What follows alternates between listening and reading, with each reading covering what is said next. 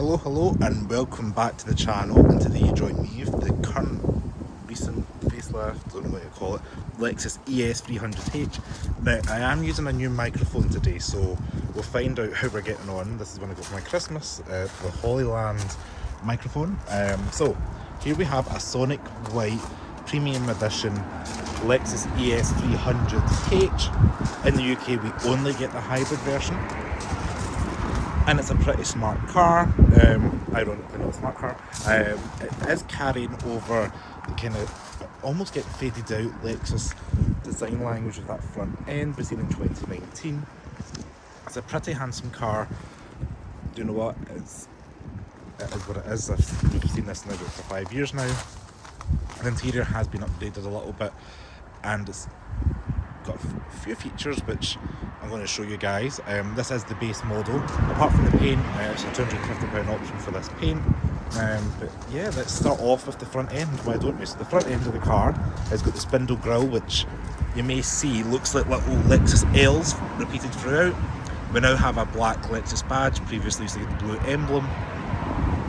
These are the standard headlights, which are pretty nice and handsome. And overall, the front end is not going to be offensive, but it's pretty just handsome and normal. Alloy wheel design, you get these on the premium pack and the premium kind of edition, the standard one. They are 18-inch and they are two-tone, as you can see, kind of diamond cut of the black and the silver. Let you guys decide what you think of them. I think they're okay. I do like the wing mirrors in the ES, the kind of tri-colour of the chrome strip, the black and the white in this body colour. Now we'll move over to the back because I like the little spoiler you get with the ES. I just think it's quite handsome. I do like this bumper, kind of a bit here that protects the bumper. I think it's quite cool. And yeah, we'll just go ahead and open the boot up now. We've got the fob, boot slowly opens up, and as you can see here, we have a relatively large boot. It is quite a decent size. We do have 454 litres of boot space back here, so that is pretty decent. As you can see, nice and wide. Going to get things like golf clubs in the back there. Being a base model, we don't have a power operated boot, but yeah, it's pretty decent back here. Not much to say, it's just a big empty void boot. We've got a little grab handle, pull it down, there we go. The camera is located just here, so that means it's nice and easy to wipe, I guess. It's not going to get too dirty, but I would still run my finger over it in this salt. And down below, with no visible exhausts on the 300H. Now we'll go ahead and quickly show you the back seat of this car. So this is where I think it kind of shines, because you do have a little bit of room more than your standard saloon car. I always think this would be great for chauffeuring or being like a Uber or something, because I'm 5'11" and I have plenty of knee room. Headroom's good. The width of the car's quite good as well. And as you can see down here, we even had child seat anchor points. They're quite easy to be located. So now, apologies for it being dark, but it's just where we are in Scotland today in winter. But I do have plenty of headroom. Shoulder room's pretty good. And as you can see, probably get two adults comfortably back here. So it's going to be ideal for families or chauffeuring, which I think is great about this ES. Now down below, we do have USB charging ports here. USB-C, they have got little covers over them. And we've got a 12-volt power outlet if required. And we even have these airplane style map pockets, which I guess you can put stuff in. All in all, it's alright. And there's even a bit of an armrest as well, with the plastic still on, because it's still a relatively new car we're in today. Material door quality as well, very Lexus, very plush and soft, and you can get different trims, so this black can change into wood or something like that. I do quite like the handles on the ES as well. They're like a big fridge. I do like the feel and weight of them. Now we go ahead and jump in front of the car.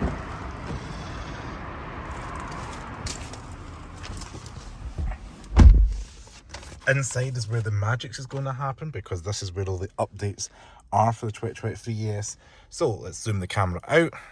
Now what we can see first is the fact that we have a little bit of a different, you're going to be seeing this big screen. Let's start the car up. Now how cool is that? A large 12.3 inch touchscreen. It is a little bit annoying, it makes you assign into this every time, but so as you can see here, we've got a 12.3 inch touchscreen, pretty responsive. Don't know that turn the audio on in case I get a Bluetooth a copyright there, but we can see, there we go, 45 mpg, previous base 65, climate, some options there, the energy flow. Quite like the diagram, they have updated that. If you've seen other Lexus Toyota products in my videos. Now I do like the fact we've kept the little clock, the little analog clock, and we do have the same little rotating dial there, like an indicator for the temperature. I just like how that rotates over like an old clock or something for the trains. Down below we've got physical buttons for the heated steering wheel and seats, which they are auto, or you can have free touch for the heating for the seats and 2 for the steering wheel. We do have a little cubby in here for maybe your phone or a wallet or something. I don't have enough daylight to really show you, but there is a little bit of cubby there. And we've also got the change for 2023 models is the fact the cup holders are now together side by side. And we've got a touchpad here because, touchpad's been removed and we've now got a wireless charger because everything's through the central display here. We do have a nice soft glove box. It's softly damped, but it's not lined with the fuzzy stuff, but you do have that hidden button just there, which you can not really see it, which is quite a nice touch. We do have the 2 kind of double hinged centre armrest here with the 2 USB-Cs and another charging power outlet as well. This is lined with the fuzzy stuff, and there's a little handy LED light in here.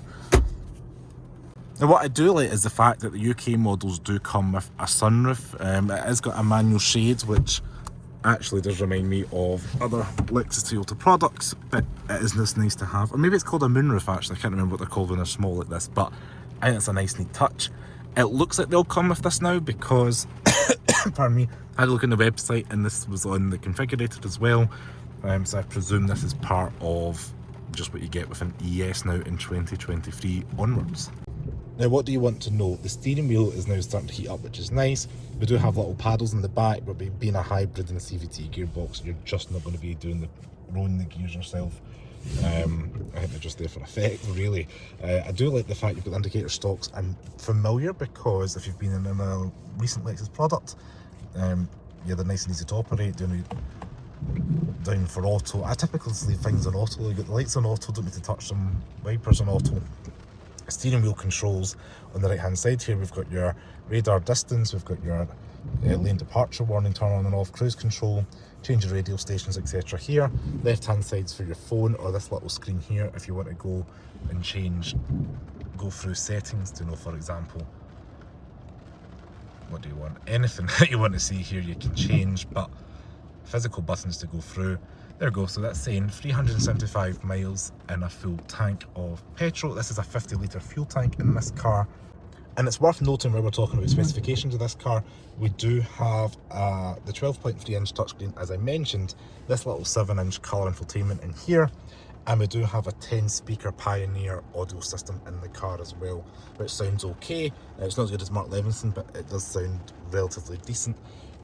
And for anybody that likes to know the kind of specifications of the car, but as the engine kicked in there, the car produces 120 grams per kilometre of CO2.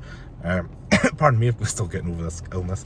The claimed CO2, the claimed MPG on the website is 51.3. However, I'm getting 45.4 right now. And the readout, we did see we got 65 or something on the best on that screen previously.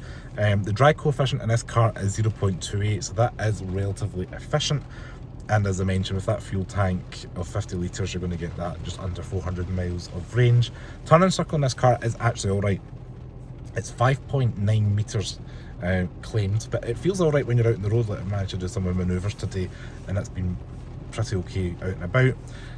The size of the car is quite large. I know this competes with like the 5 Series in E-Class. It's 4.975 metres in length, so just shy of 5 metres. The Jaguar XJ is just over 5 metres, so pretty close. The width for this car is 1.8 metres, or just over that. and the height is about 1.4 meters, so it is quite a large car, but you do benefit from the cabin space primarily with that. Now, I just want to say thank you so much for watching this video on the Lexus ES. Hopefully this little microphone's done its job and worked today. We'll find out when I'm reviewing and editing this video. As always, I want to say thank you so much for watching. Please subscribe to the channel and I'll see you next video. Ciao.